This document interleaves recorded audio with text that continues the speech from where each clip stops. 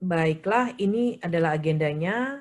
Jadi tema acara hari ini adalah sosialisasi sistem logistik dan peralatan nasional atau Sislokpalnas. Sesi ini akan dibawakan oleh penanggung jawabnya dari WFP atau World Food Program atau Badan Pangan Dunia, Pak Iksan. Kemudian ada pengkajian kapasitas logistik. Ini lumayan sangat teknis terkait logistik dan rantai pasok. Rekan saya Pak Sipayung akan membawakannya.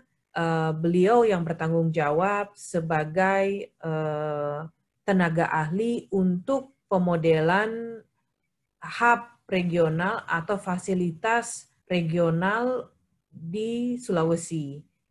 Kemudian saya sendiri akan membawakan terkait klaster nasional logistik atau khususnya klaster nasional logistik dan juga bagaimana kita bisa melakukan atau membentuk wadah koordinasi yang sama untuk mempunyai suatu wadah koordinasi yang terintegrasi di dalam bidang khususnya bidang logistik. Baiklah, sebelum kita masuk ke agenda besarnya, Pak Bang Ayung boleh ditampilkan video.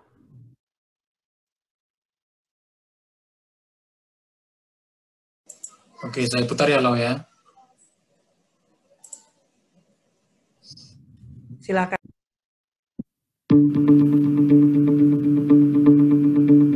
Badan Nasional Penanggulangan Bencana atau BNPB akan membangun sebuah jaringan pusat logistik dan peralatan yang menghubungkan seluruh Indonesia yang disebut Sistem Logistik dan Peralatan Nasional atau yang disingkat dengan Sislokpalnas. Proyek Sislokpalnas adalah bagian dari Rencana Pembangunan Jangka Menengah Nasional tahun 2015 sampai dengan 2019, di mana BNPB adalah pemilik proyek dan pembuat keputusan, sedangkan World Food Program memberikan keahlian dan bantuan teknis. Prinsip dasar dari proyek Sislokpalnas adalah penempatan stok, area penimbunan, sistem informasi rantai pasok, dan alih daya kelola rantai pasok. Proyek Sislokpalnas memiliki 5 bagian yang saling berkaitan: perencanaan strategis logistik dan perencanaan, pembangunan sarana fisik, sistem dan proses, knowledge sharing, dan pengoperasian bersama dan serah terima. Pusat-pusat logistik akan ditempatkan di lokasi-lokasi strategis di 6 pulau di seluruh Indonesia. Pusat-pusat logistik tersebut akan mengikuti standar industri termutakhir untuk menyimpan dan melindungi berbagai produk yang digunakan selama masa tanggap bencana. Fasilitas-fasilitas ini akan memiliki gudang dengan area perkantoran dalam area yang aman, dan luas bangunan ini akan berada di dekat pusat transportasi, seperti bandara udara dan pelabuhan laut. Ketika memasuki fasilitas ini, luasan halaman terbuka memungkinkan kendaraan bermanuver, melakukan bongkar muat, parkir untuk pegawai dan pengunjung, serta sebagai area penyimpan kelebihan stok. Tempat pengisian bahan bakar akan dibangun pada lokasi yang sesuai, di dalam fasilitas yang mengakomodir semua persyaratan keselamatan dan keamanan dalam penyimpanan barang-barang berbahaya. Ruangan kantor menyediakan berbagai fungsi, dari tata usaha gedung sampai dengan keuangan dan administrasi, serta akan memiliki ruangan rapat, termasuk juga fasilitas pelatihan. Kantor juga dapat diubah menjadi pusat kendali operasi atau Crisis Management Center dalam keadaan tanggap darurat atau bencana. Peralatan visa akan dipasang di sini guna menjamin stabilitas koneksi internet, bahkan ketika tanggap bencana. Fasilitas juga didesain untuk menyediakan penginapan pegawai sampai dengan 25 orang yang dilengkapi dapur dan kamar mandi. Halaman belakang gudang ketika masa tanggap darurat.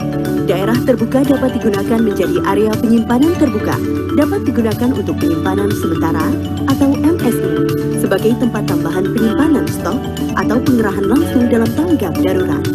Sebagai alternatif, area terbuka ini juga dapat digunakan dalam latihan simulasi dan pemeliharaan peralatan. Fasilitas ini dapat diakses oleh kendaraan besar dan dilengkapi dengan seluruh perlengkapan yang dibutuhkan seperti forklift dan pallet jacks. Di dalam gudang, rak akan dikelompokkan dengan jarak standar guna mempermudah akses dan pergerakan, sehingga memungkinkan penanganan barang secara efektif. Fasilitas juga akan dilengkapi dengan ruang penyimpanan yang dilengkapi pendingin udara untuk menyimpan barang-barang kesehatan dan lainnya yang membutuhkan pengaturan suhu udara, seperti peralatan elektronik. Fasilitas akan dikelilingi dengan pagar keamanan yang tinggi dengan pos penjagaan, CCTV, lampu jalan, dan sistem pendeteksi dan pemadam kebakaran untuk keselamatan dan keamanan. Tujuan utama dari pendirian pusat-pusat logistik ini adalah untuk sesegera mungkin mengurangi dampak bencana untuk para korban.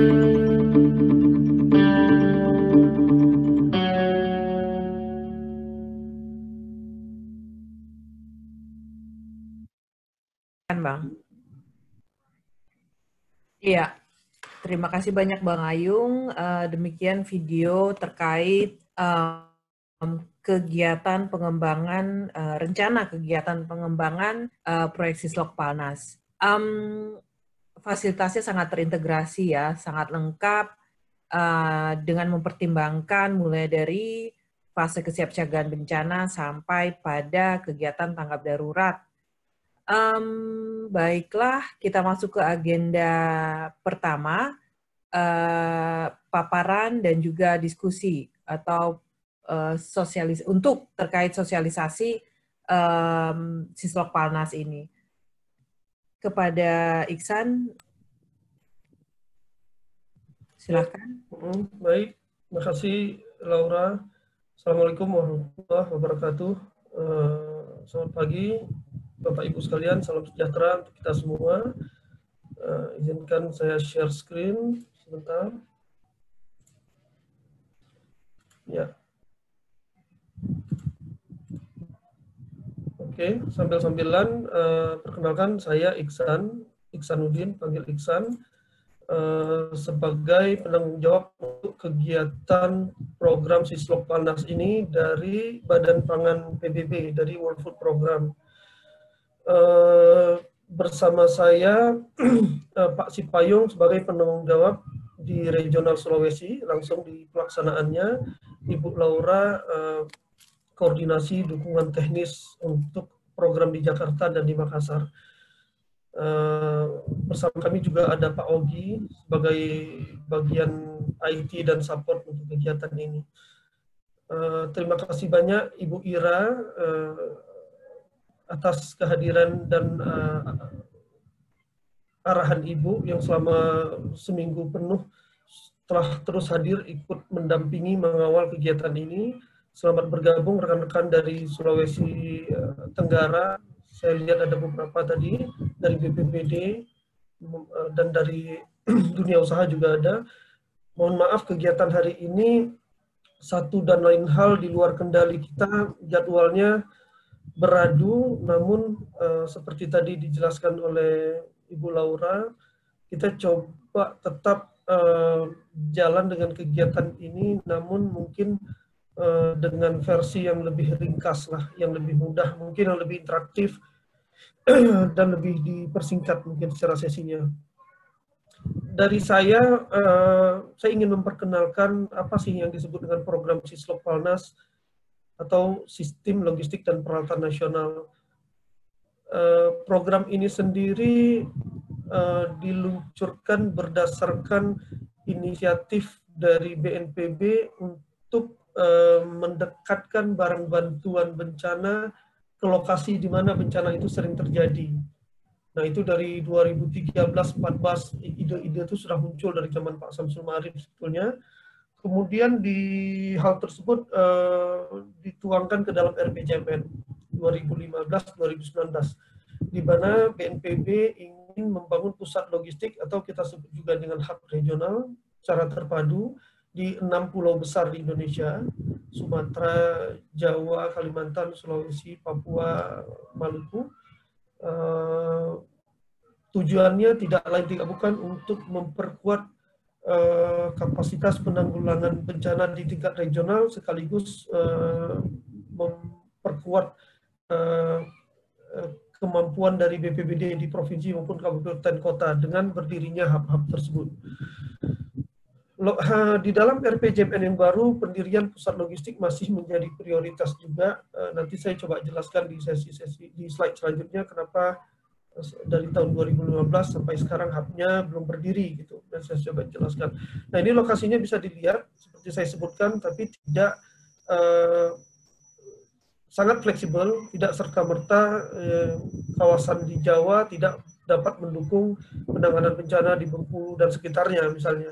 Begitu juga dengan Sulsel. Nah, ini 3 hub utama, 1 gudang nasional di Jakarta, mungkin sudah pernah ada yang tahu ada gudang di Bekasi yang cukup besar, 2 lantai. Gudang utama ini adalah gudang-gudang yang diperuntukkan untuk membackup manakala terjadi bencana skala besar di luar kapasitas suatu regional. Artinya kalau regional pendukung Kalimantan tidak mampu, maka Jawa Timur bisa membantu, ataupun bahkan dari Sulawesi Selatan, dia bisa juga nyebrang begini. Walaupun secara peruntukannya Sulawesi Selatan untuk mendukung Indonesia Timur secara umum dan khusus Pulau Sulawesi secara khususnya. Kajian lokasi gudang regional ini tidak serta-merta muncul atas landasan diskusi, kesepakatan, tidak seperti itu. Ada proses kajian secara ilmiah menggunakan metode AHP yang dilakukan oleh University of Singapore. Logistic Institute Asia Pasifik itu adalah institut terbaik di Asia Pasifik untuk 10 tahun terakhir. Artinya mereka yang terbaik termasuk di wilayah Pasifik sekalipun Australia segala macam. Nah, kita melibatkan mereka karena mereka punya kepakaran di sini. Mereka punya metode yang bagus, mereka punya analisa yang sangat valid dan bisa dipertanggungjawabkan. Analisa tersebut menampilkan 34 provinsi, mengkaji secara mendalam 30 parameter diambil, yang paling penting tentunya aksesibilitas ke pusat-pusat logistik, ke bandara misalnya, konektivitas ke provinsi lainnya, tidak berada di daerah yang sangat rawan bencana, dan berbagai infrastruktur pendukung penting wajib dimiliki. Akhirnya muncullah 6 ini. Dan itu diverifikasi oleh BNPB menjadi satu kesepakatan bagi BNPB, memang terkonfirmasi inilah lokasinya. Nah, gambaran umum dari program Sislokparnas ada 5 komponen: perencanaan strategis logistik, pembangunan fasilitas, pengembangan sistem dan proses, pengembangan kapasitas, dan operasional. Kita masuk ke perencanaan strategis logistik. Setelah kajian yang dilakukan oleh National University of Singapore, kemudian BNPB menyepakati lokasi-lokasi yang dipilih, lalu dilakukanlah kunjungan ke provinsi di mana lokasi tersebut ditetapkan. Jadi kita sudah tidak ada keliling lagi, misalnya Sulawesi, yaitu di Sulawesi Selatan. Kita sudah tidak keliling lagi ke Sulawesi lain-lainnya, tidak, karena proses itu sudah dilakukan secara sangat baik, akademik, saintifik oleh NUS. Nah, sehingga proses selanjutnya adalah memang pergi ke lokasi di mana hub tersebut semestinya berada, melihat plot-plot tanah, aerial view, menggunakan spasial, membawa unsur geologis di dalamnya untuk melihat kadar tanah itu tidak terkontaminasi dan lain sebagainya, banyak sekali. Nah, itu timnya sudah berubah. Ini dilakukan dengan koordinasi yang cukup erat tentunya dengan berbagai KL, juga bukan hanya dari unsur akademisi dan praktisi maupun pakar, tapi melibatkan pemerintah di dalam, selain BNPB tentunya yang menjadi pemegang mandat di sini. Di Makassar sendiri dilihat ada sekitar 8 atau 10 plot tanah. Nah, kemudian selanjutnya tentunya didesain satu spesifikasi teknis, detail engineering, hingga harapannya ketika tender dilakukan itu bisa serta-merta dibangun. Kalau dilihat yang video tadi, itu semua desain engineering-nya, spesifikasi teknis, estimasi biaya itu semua sudah ada, sudah dilakukan oleh dukungan dari engineering unit kami di kantor pusat di Roma sana. Kemudian di tahun 2018 ini proses berjalan terus di pimpinan BNPB pada saat itu. Kemudian di tahun 2018 kita mulai menginisiasi yang kita sebut klaster logistik atau Pokja logistik. Kegiatan ini tidak akan mungkin bisa dilakukan hanya BNPB dan BPBD saja, tidak akan mungkin. Ataupun melibatkan Bappenas 1-2 KL, tidak mungkin. Ini kegiatan sangat multisektor, sangat butuh koordinasi yang erat. Apa lantas yang membedakan gudang regional BNPB dengan gudang regional Kodam, gudang regional Kemensos, gudang regional PMI? Yang membedakannya BNPB itu koordinator klaster logistik. Jadi mereka itu juga dimandatkan untuk mengurus banyak stakeholder, mengkoordinasikan banyak orang. Jadi ini gudang sejuta umat. Kalau dilihat di RPJMN, itu gudang pemerintah Indonesia akan membangun. Dia tidak bilang BNPB akan membangun, enggak. Karena ini memang gudang pemerintah Indonesia, tapi BNPB yang dimandatkan, diberikan otorisasi untuk penanggulangan bencana. Nah, makanya ini jadi gudang bersama, namun akan banyak sekali tentunya serangkaian prosedur yang akan kita susun, karena tidak mungkin pula ada satu gudang, lalu sejuta orang akan nyimpan barang di sana, itu dengan berbagai jenis karakteristik, donasi, hibah, misalnya, kan tidak mungkin seperti itu. Tentu ada juga hal-hal yang harus diperkuat dari sisi BPBD yang ada di regional. Kalau hibah ya mungkin diarahkan ke BPBD, kalaupun dunia usaha mungkin akan diarahkan. Tapi kalau nanti dari KL, dari NGO yang besar, atau dan lain sebagainya, PMI, itu bisa mungkin di satu pintu semuanya. Itu juga tidak memaksa stakeholder lain yang sudah punya gudang untuk memindahkan barangnya ke sana, enggak juga. Karena memang prinsipnya mengisi kesenjangan. Selama ini kalau memang ada stakeholder tidak ada tempat penyimpanan, harus simpan terpecah belah entah di mana-mana, tidak terkoordinir, tujuannya semua menyatukan semua ini ke dalam satu sistem, satu pintu, terlepas nanti beberapa titik mungkin penyimpanan di Sulawesi, dikarenakan memang sudah ada infrastruktur gudang regional dari beberapa stakeholder. Tapi pencatatannya dari desain dari sistemnya sendiri, itu satu pencatatan sebetulnya, agar penanggulangan bencana itu bisa betul-betul kita melihat kapasitas Pulau Sulawesi, berapa sih persediaan yang ada lintas sektor, berapa kebutuhan dari satu bencana, berapa kekurangannya, sehingga bisa betul-betul dilihat. Nah, kemudian hub ini juga harus dirancang, harus diuji, dilihat bagaimana hub regional ini menanggapi satu bencana skala besar. Nah, itu kan tidak mungkin berandai-andai di sini. Wah, nanti kalau bencana di Gorontalo lantas harus begini, kan tidak mungkin seperti itu.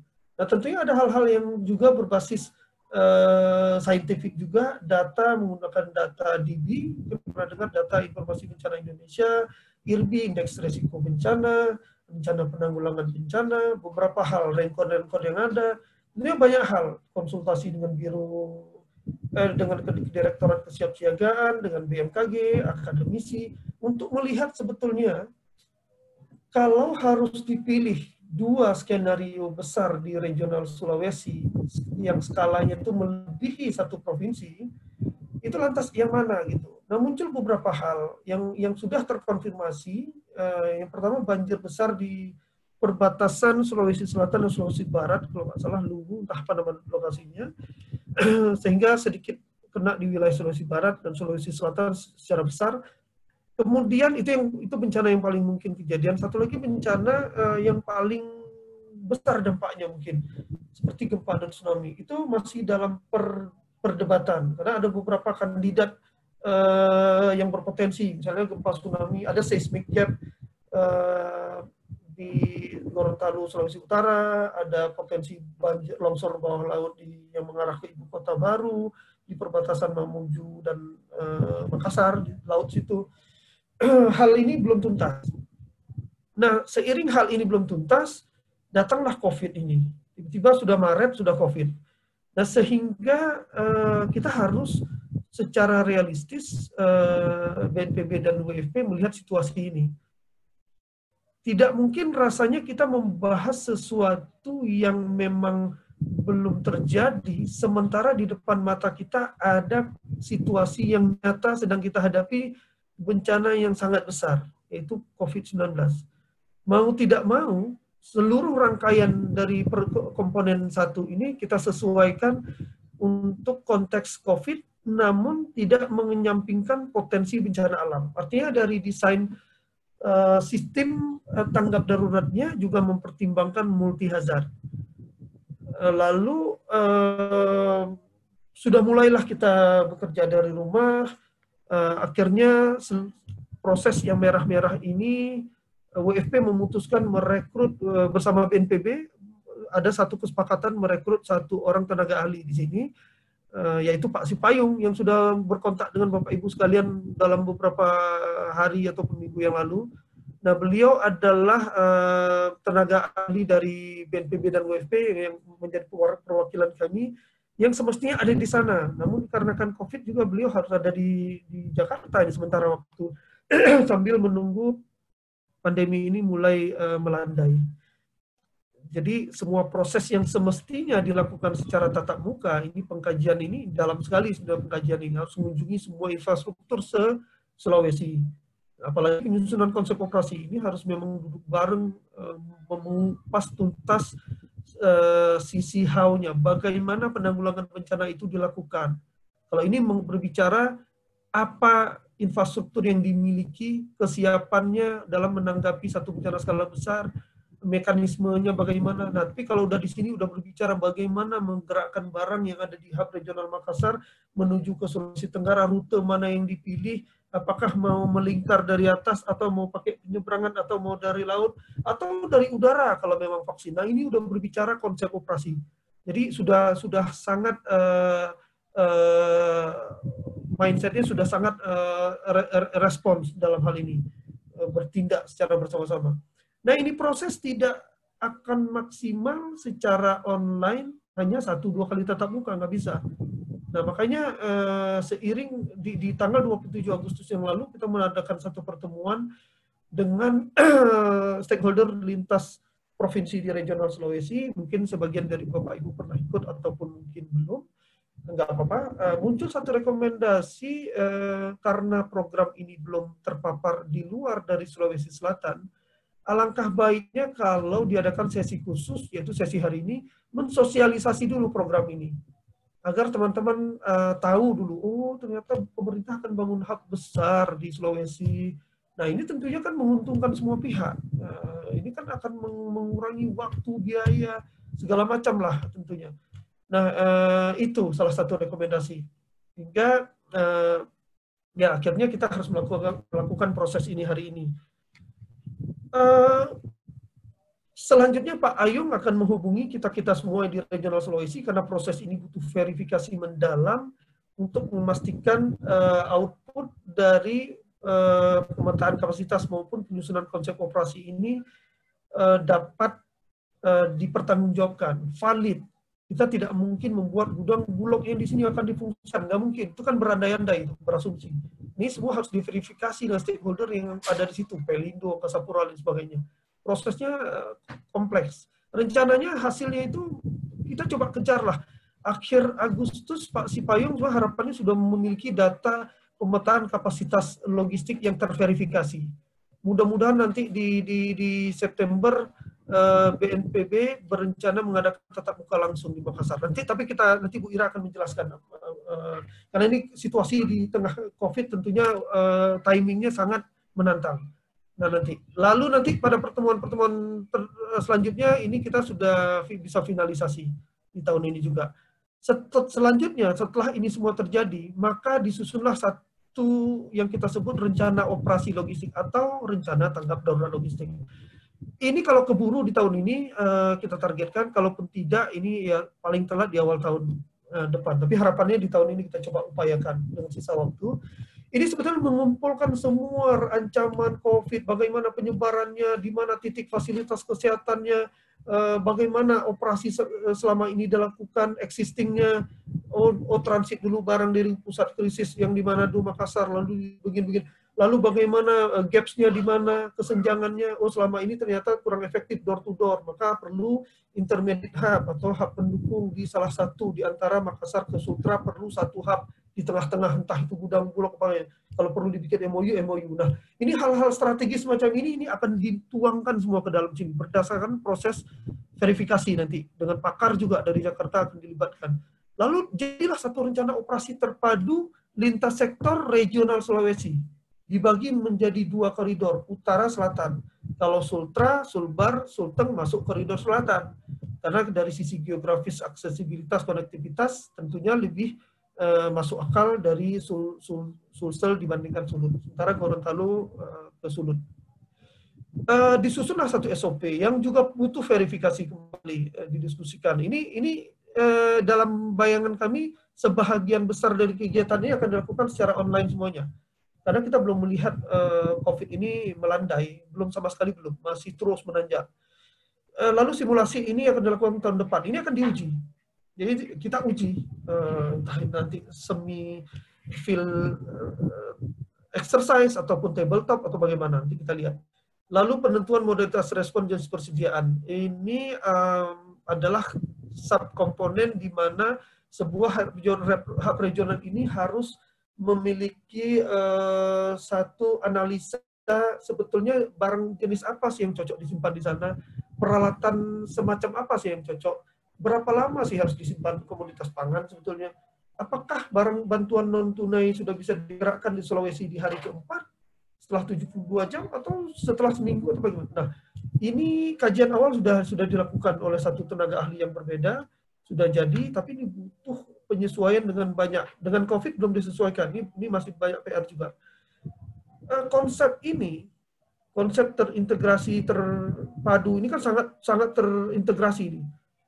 Itu tidak serta-merta muncul dari pemikiran kita lantas, oh ini kayaknya bagus, enggak seperti itu. Ini adalah praktik-praktik terbaik yang dilakukan lembaga-lembaga internasional, lembaga-lembaga PBB yang dilakukan di negara-negara Pasifik, Vanuatu, Fiji, Solomon, Filipina, dan yang terakhir Nepal. Di kasus Nepal, hub regional ini malah sudah berdiri infrastrukturnya. Klaster sudah ada, ketika sebelum gempa, senarionya gempa 7,6, kejadiannya 7,8 kalau nggak salah, dan itu betul-betul menghemat dari sisi waktu, biaya, penanganan korban, lebih banyak nyawa yang bisa tertolong hanya karena kita sudah menyusun ini. Walaupun orang bilang sebenarnya kalau kita susun sedemikian rupa, bencana itu biasanya nggak kejadian, ya mudah-mudahan lah nggak sampai kejadian. Tapi studi mengatakan, riset-riset Bank Dunia dan UNDP, $1 diinvestasikan di kegiatan semacam ini nih, Rencon konsep operasi begini-begini, itu bisa menghemat $7 di dalam penanganan bencana. Artinya kebayang saja, 7 kali lipat kita akan menghabiskan biaya kalau kita nggak bikin apa-apa, tiba-tiba bencana terjadi. Nah ini hal-hal semacam ini tidak lain tidak bukan bagian dari perubahan satu paradigma penanggulangan bencana yang saat ini sebagian besar dilakukan sangat responsif. Begitu bencana, ayo respon. Atau Rencon itu sangat formalitas. Bikin Rencon, parkir di rak mana, disahkan gubernur, udah, nggak pernah ada yang buka lagi, nggak pernah ada yang tahu. Padahal rotasi, mutasi di pemerintahan sangat kencang. Nah, ini harapnya ini bisa lebih terencana, terukur, dan bisa diuji cobakan melalui proses simulasi. Rencana tanggap darurat ini tentunya ada PR juga. Karena ini kan selama ini rencana operasi dilakukan per provinsi di regional Sulawesi. Mungkin ada kerjasama lintas provinsi sangat ad hoc, tidak secara sistematis dan tidak didesain seperti itu. Nah ini nanti perlu penyelarasan dengan renops yang ada di masing-masing provinsi, dengan gugus tugas masing-masing provinsi, agar penanganannya itu memang bisa terpadu. Jadi tidak serta-merta kita bikin ini keren nampaknya, terus nggak bisa diterapkan, nggak ada buy-in, tidak diselaraskan. Nah ini juga tidak mubazir. Saya menjelaskan komponen satu agak panjang, komponen lain saya coba lebih ringkas. Karena komponen satu ini yang paling kompleks, yang paling lama. Dia butuh waktu hingga 4 tahun. Nah, hub regional. 2 jenis hub regional, utama dan pendukung. Saya sudah sebutkan. Yang bedanya apa? Hub regional utama diperuntukkan dapat membackup hub regional utama menjadi pusat konsolidasi ataupun staging area ketika barang bantuan tiba, tidak serta-merta dikirim semuanya ke lokasi bencana, tapi dia dikendalikan berdasarkan kebutuhan yang ditentukan oleh gugus tugas atau keposkoan. Jadi mereka akan menentukan prioritas ini, tapi barang bantuan yang masuk kan macam-macam nanti. Seperti di Balikpapan pada kasus bencana di Palu. Kan tidak semuanya dikirim jerigen dari luar negeri, lantas jerigen besoknya dikirim ke Palu, kan nggak begitu. Kan berdasarkan prioritas. Artinya akan ada proses di sana penyimpanan, dikonsolidasi, dilihat prioritasisasi, dan lain sebagainya. Nah ini fungsi staging area. Namun di tahun 2018 sampai awal 2020 ada moratorium pembangunan infrastruktur gudang dan gedung macam-macam lah, sehingga BNPB tidak bisa membangun itu pada periode itu. Itu kalau dilihat kenapa hubnya belum ada, inilah jawabannya. Tapi tidak berhenti di situ. Sudah dilobi-lobi belum bisa karena memang moratorium sangat ketat aturan mainnya. Akhirnya Sestama BNPB, Pak Harmensyah memutuskan, udahlah percepatan saja. Kita butuh fasilitas temporari yang memang harus sesegera mungkin didirikan. Makanya ada poin ini, BNPB mempertimbangkan pemanfaatan fasilitas pihak ketiga. Dilakukan kajian BUMN, Bulog, kita melihat gudang regional Kemenkes, kita ke Kodam pada saat itu masalah, kemudian ke gudang Pemprov yang ada dari Dinas Perdagangan, kawasan industri macam-macam. Akhirnya muncullah gudang PMI, ternyata gudang regional, kan itu gudang PMI standar internasional juga dibangun, desain dari Palang Merah Internasional. Ternyata itu gudang yang sangat strategis, sangat memungkinkan dari sisi kerjasama dan lain sebagainya untuk digunakan. Nah, MOU-nya sedang difinalisasi. Harapannya mudah-mudahan bulan ini bisa final, walaupun penandatanganan MOU-nya mungkin tidak di bulan ini, setidaknya draft dokumennya sudah kita sepakati dulu lah dengan BNPB. Nah ini sudah pada tahap itu. Pengembangan sistem dan proses lumayan kompleks karena ini akan melihat bagaimana gudang regional tersebut didesain. Bagaimana sih bencana seperti apa sih sebetulnya gudang regional itu bisa turun? Apa banjir kabupaten kota lantas regional turun? Kan nggak seperti itu. Kan sistemnya itu kabupaten dibantu provinsi, provinsi keteteran dibantu regional, kan gitu. Namun ada juga kadang-kadang bencana di tingkat provinsi itu saya, tapi besar seperti Palu. Nah ini tentunya perlu disusun satu SOP-nya dan juga mekanismenya. Belajar sempat ada studi banding ke gudang PBB dan Palang Merah Internasional di tahun lalu, cukup ramai juga dari BNPB, Kementerian Sosial, dan lain-lain pergi, masuk dari stakeholder Sulawesi Selatan, untuk melihat studi komparasi lah. Sebetulnya dari depot-depot gudang-gudang regional PBB maupun Palang Merah Internasional untuk Asia Pasifik ini bagaimana sih desainnya. Itu ternyata sangat banyak hal yang mereka bisa tawarkan, standarisasi barang bantuan, proses pinjam-meminjam barang, lain sebagainya, procurement satu pintu, lintas sektor. Ini hal-hal yang sebenarnya tidak mungkin semuanya bisa dengan serta-merta diterapkan.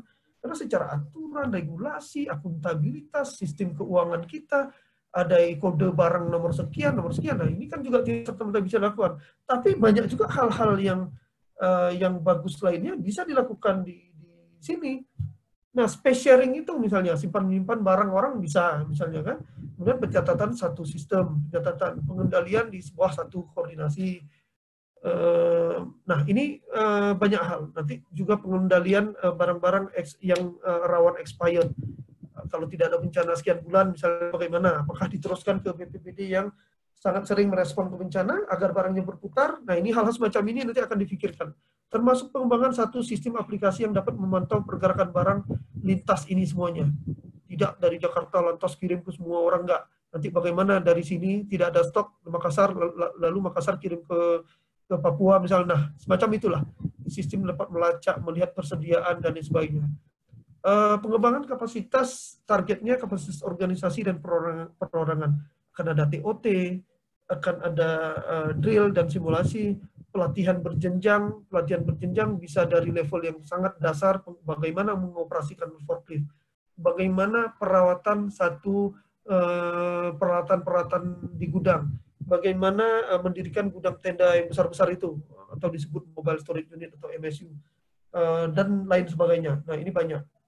Kemudian ada juga pelatihan operasional. Di sana bagaimana mengoperasikan gudang sebagai kepala gudang, pencatatan, penyimpanan, pendistribusian, penghapusan, lain sebagainya. Kemudian bahkan sampai level manajer senior. Misalnya seorang penanggung jawab di bidang rantai pasok yang mengelola logistik hulu dan hilir, barang masuk dari Jakarta, dari supplier, lalu masuk hub regional, bagaimana itu dikelola. Nah, ini ada juga sampai ke tingkatan itu. Kurikulum awalnya sudah disusun dengan Pusdiklat BNPB 2017-2018, tinggal nanti disesuaikan untuk konteks gudang regional. Karena di gudang regional ini nanti juga menargetkan 2 pelaku penting di sini. Pertama, petugas yang mengelola gudang regional. Orang-orang yang ada di gudang regional ini kan bisa saja nanti pihak ketiga atau bagaimana. Nah, ini nanti bagaimana dari kepala gudang, juru hitung, tukang ini, macam-macam lah di dalam administrasi.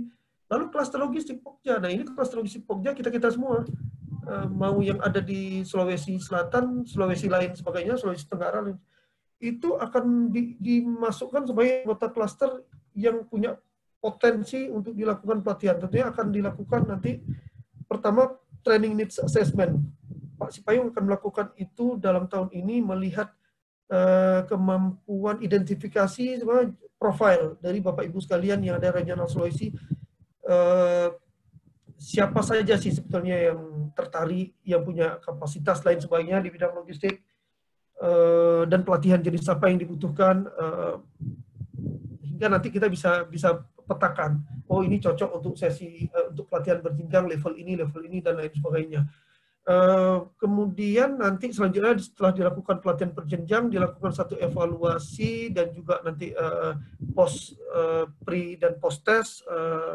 Lalu kita akan susun namanya roster penanggulangan bencana regional Sulawesi, tim penanggulangan bencana berdasarkan kompetensi tapi di bidang logistik saja. Nah, ini bisa saja kajian cepat logistik, siapa yang dari hasil pelatihan berjenjang itu kan akan muncul nanti orang-orang yang sebetulnya lebih berbakat ke sana. Kemudian siapa yang lebih berbakat ke pengelolaan gudang, siapa lebih berbakat administrasi, transportasi, distribusi. Nah, ini elemen logistiknya kan lumayan banyak. Tapi itu dilakukan di tahun depan yang proses rosternya. Pelatihan juga sebagian besar di tahun depan. Lalu yang terakhir, operasional bersama. WFP juga akan menempatkan konsultan ahli di dalam pendampingan untuk bersama-sama mengelola hub regional tersebut ketika barang sudah ada. Ini kan barang akan dikirim rencananya tahun depan. Kalau memang sudah beres semua, baru dipraposisi dari Jakarta dipindah ke Makassar. Nah, ini tentunya perlu pengelolaan bersama dengan ahli. BNPB akan menjalankan gudang ini dari hasil diskusi dan perancangan awal menggunakan pihak ketiga, karena gudang BNPB itu di BGR misalnya di Jakarta dikelola pihak ketiga, BUMN itu BGR. Di beberapa tempat juga dijalankan pihak ketiga, karena BNPB kan koordinator penanggulangan bencana, mereka mainnya di level strategis sebetulnya. Mereka walaupun main di level operasional teknis implementatif juga, tapi mereka bermainnya di level yang strategis di bidang operasionalnya. Mereka lebih banyak melakukan koordinasi misalnya, lebih banyak terlibat di kegiatan-kegiatan yang bersifat lebih banyak bersifat koordinasi, pengelolaan informasi mungkin, tapi di dalam operasional dan praktis sekali, itu bisa di pihak ketiga kan. Nah, ini bisa saja PMI nanti. Nah, tapi di dalam keseluruhan rangkaian operasional itu semua kendali pengawasan itu penuh di BNPB. Jadi tidak akan ada barang yang namanya barang masuk dengan sendirinya, mau itu dari stakeholder mana, mau dari siapa saja, mau masuk keluar dengan serta-merta, nggak akan ada. Itu semua ada proses otorisasi dan pengawasan dari BNPB tentunya.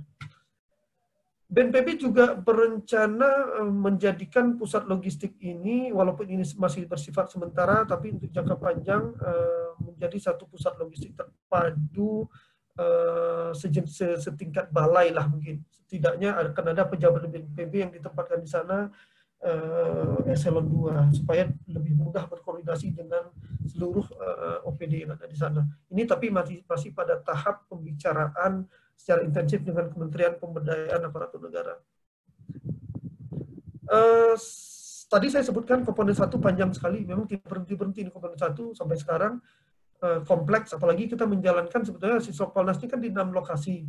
Tapi khusus Makassar itu pemodelan. Ini menjadi daerah pertama percontohan yang kita percepat. Daerah lain udah tidak kita lakukan begini lagi, enggak.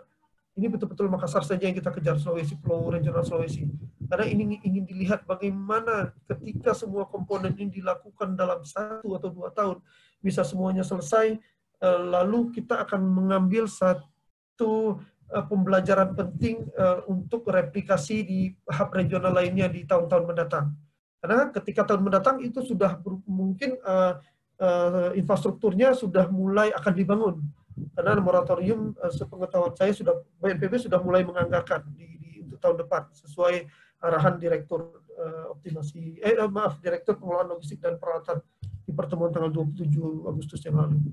Nah, komponen 2 pengembangan fasilitas mobilisasi ini nomor 4 tentunya tahun depan, komponen 3 sistem inalog dan pengujian tentunya ini di tahun depan juga, pelatihan berjenjang dan seterusnya ini ditargetkan di tahun depan, tapi akan ada 1-2 sesi kita coba upayakan di tahun ini. Pengoperasian tentunya ini di tahun depan, tidak mungkin di tahun inilah, karena kan nunggu barangnya nyampe dulu. Nah, jadi ini rangkaiannya. Secara rencana kerja, yang biru-biru yang sudah dilakukan, sudah selesai, ada banyak lagi nih. Arahan Sekda, kita ketemu Sekda Februari 2020, arahan Gubernur dan Sekda menyatakan mendukung penuh kegiatan ini di Makassar. Nah, itu hal-hal semacam itu nggak masuk. Ini poin-poin penting saja. Yang hijau-hijau itu sedang diselesaikan oleh Pak Sipayung sebagai tenaga ahli kami untuk dibereskan di dalam tahun ini. Ini jalan secara paralel.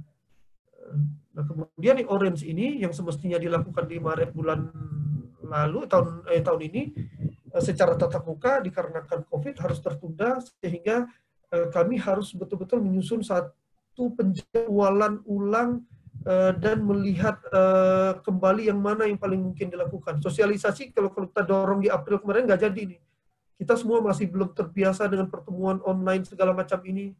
Nah, jadi hal-hal semacam ini baru mulai lebih mudah dilakukan dari mulai Juli dan seterusnya. Jadi sekaranglah kita punya kesempatan untuk mensosialisasikan itu. Yang hitam tahun depan tentunya. Nah, ini banyak. Rangkaiannya ini sangat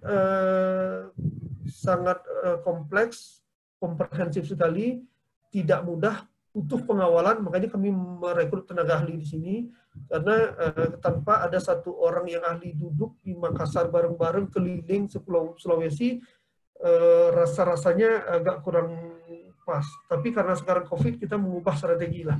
Nah, mudah-mudahan segera ini melandai dan Pak Sipayung bisa segera berangkat ke sana.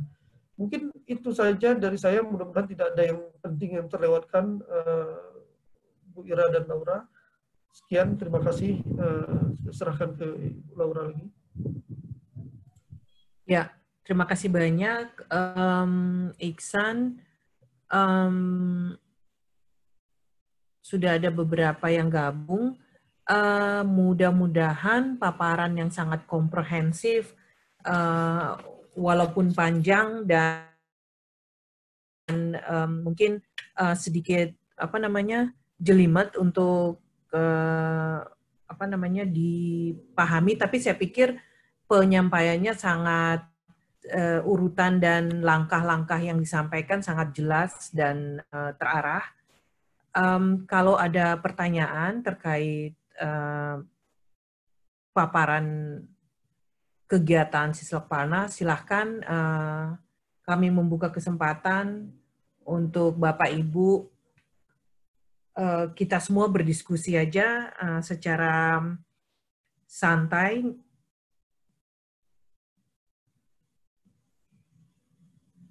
Kita punya waktu 10 menit. Ya, Jadi kita bisa diskusi bebas saja, karena kita nggak rame juga. Kalau di Makassar, kita kalau ngadain ini kan selalu rame, karena memang sudah sering banget, itu bisa 40-50 orang. Silakan, mungkin ada yang sudah pernah dengar tentang program ini, atau pernah dengar Sisloknas, atau apapun, bisa mungkin ada hal yang ingin disampaikan, silakan kita diskusi lepas saja di sini kok. Tidak formal kok.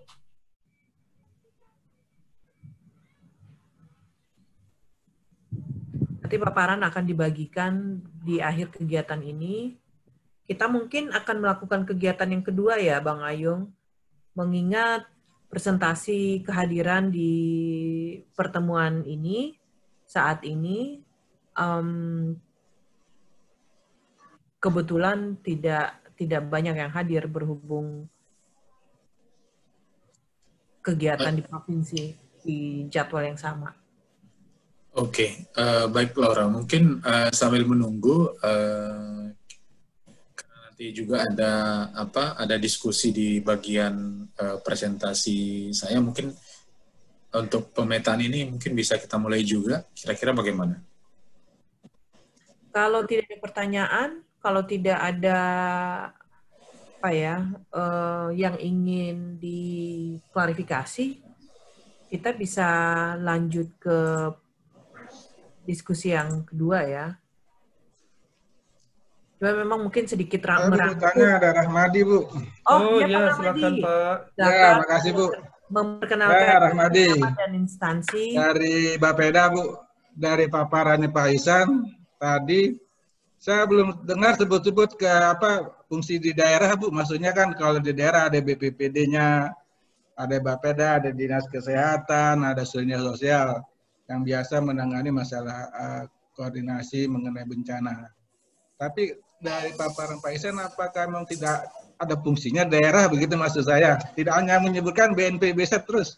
Makasih Bu, mungkin itu saja dulu untuk sementara. Baik, terima kasih banyak Pak. Sangat detail sekali ya perhatiannya. Jadi apakah ini proyek tingkat nasional aja Pak Iksan? Kenapa yang disebut cuman BNPB? Iya. Keterlibatan pemerintah daerah secara umum. Silakan. Memang ini proyek strategis nasional.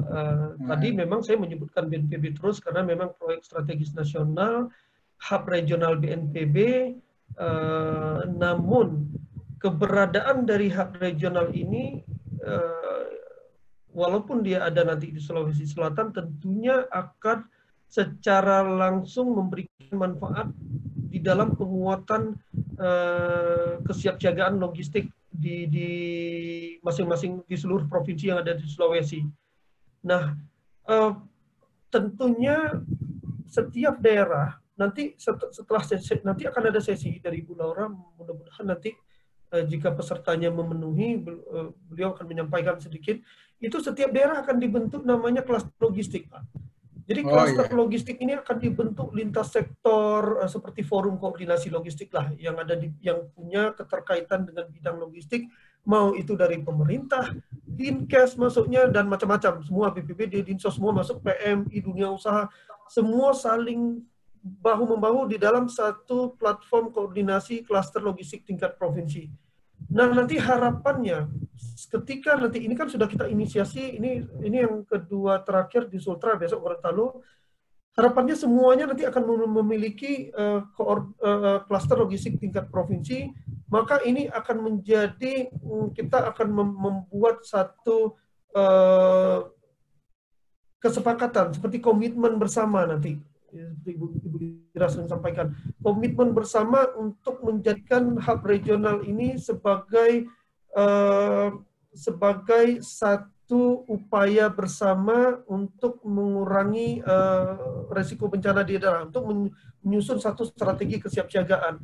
Jadi tidak nanti misalnya gini Pak, setiap daerah memang akan ada perannya masing-masing untuk daerahnya masing-masing. Dia punya Arencon sendiri, dia bisa punya forum PRB sendiri untuk urusan RPB sendiri, rencana penanggulangan bencana sendiri. Itu silahkan saja, itu memang program dari BNPB juga sebetulnya, pendampingan juga di sana. Nah, tapi dengan adanya hub regional ini, tentunya akan ada hal-hal yang sangat strategis yang perlu dikoordinasikan dan disinergikan, khususnya untuk mengantisipasi bencana skala besar. Nah, kalau sudah ngomong bencana skala besar pada saat kasus di Palu, Sultra itu mendukung Palu maupun Makassar mendukung Palu dan sebagainya, kan sangat ad hoc sifatnya. kan sangat, wah, oh ya saudara kita timpa musibah, ayo kita bantu. Kan sangat ad hoc nih. Belum tentu juga sih Sultra dan Sulsel koordinasi mungkin. Bisa saja mungkin ketemu di lokasi bencana. Belum lagi turun lagi Gorontalo. Nah ini hal-hal semacam ini ingin kita sekat-sekat semacam ini, ingin kita cabut semua sekatnya agar ketika muncul satu bencana di satu lokasi di regional Sulawesi, prinsip gotong royong tolong menolong ini menjadi satu hal yang dilakukan secara sistematis. Karena sudah ada forum nanti, klaster logistik tingkat regional misalnya. Nanti itu sebetulnya sudah ada grup pentahelix. Nah dari situ nanti tinggal kita pikirkan bagaimana ini diformalkan ketika dia sudah nge-link ke tingkat regional. Nantinya ini menjadi satu upaya secara bersama di satu daerah tertimpa musibah, kita berkoordinasi, oke, dari BPBD ini mau dukung mana. Nah, pelibatan hub regional bagaimana? Karena hub regional ini ada SOP, ada aturan mainnya ketika dia harus turun. Nah, tidak serta-merta kan dia bisa bencana kecil dia lantas turun. Nah, ini hal-hal semacam ini tentunya melibatkan stakeholder di tingkat provinsi secara sangat strategis, sangat terkoordinasi, sangat terencana. Kalau memang nanti Sulsel sudah ngirim ke Palu, ngirim ini, kebutuhannya kan sudah keluar tuh dari kepala BPBD pasti menyampaikan kami butuh ini segera. Nah, tinggal disepakati. Oke, Sulsel kirim ini, Sultra kirim ini, Gorontalo kirim ini. Kita ketemu ngadain forum koordinasi nanti dengan di lokasi bencana dengan klaster logistik yang sudah ada di Sulteng. Maka disepakatilah satu nanti bagaimana saling mendukung. Nah, bagaimana peran serta hub regional di sini di dalam mendukung. Nah ini betul-betul sebetulnya membuat satu konsep gotong royong yang kuat sekali nih Pak sebetulnya untuk regional Sulawesi. Jadi saya udah nggak ngelihat lagi nanti Sultra sendiri, kami udah nggak ngelihat lagi Sultra sendiri, Gorontalo sehingga ini betul-betul penanggulangan bencana tingkat regional. Ini kan semua tujuan BNPB meregionalisasi penanggulangan bencana tingkat daerah supaya tidak serta-merta dengan Indonesia yang begitu luas BNPB harus mengerahkan full tim yang cukup capek, cukup mahal, dan lain sebagainya. Ini harapannya Bapak Ibu sekalian yang ada di regional Sulawesi menjadi perpanjangan tangan dari BNPB yang ada di sana. Ya. Mudah-mudahan terjawab ya Pak ya. Ya, terima kasih atas jawabannya. Ya. Baik Pak. Terima kasih banyak Iksan. Memang slide pertama atau paparan pertama masih merupakan suatu gambaran umum terkait kegiatan pengembangan Sislok-Palnas itu sendiri. Berikutnya kita akan pelan-pelan masuk ke dalam diskusi yang lebih spesifik lagi.